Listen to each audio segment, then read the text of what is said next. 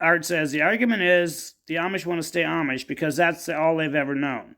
And especially, men get to know more about the English world. Women are kept in the houses. They don't get to know or see anything. So that's not entirely true. A lot of the women's work keeps them in the houses. But in my family, there were more girls than boys, so my sisters were always out helping us bale hay, throwing hay bales around.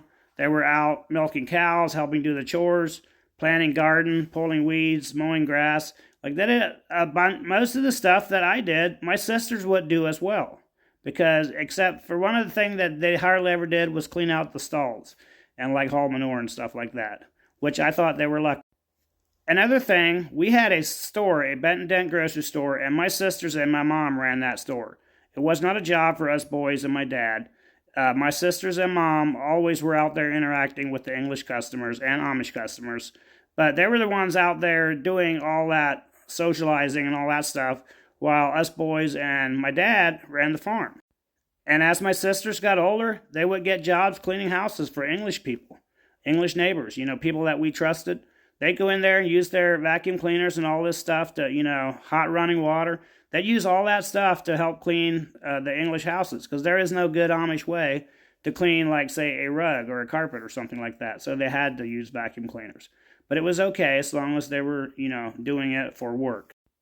So if you know of a family where the girls were kept in the house most of the time, normally they had a lot more boys than girls, and there were not enough girls to keep up with the housework. And a lot of those times in those families, the boys would also help with housework because they just had to, and that was simply the way it worked. And before my mom and dad had any kids, my mom used to help my dad do everything around the farm, anything that you can think of.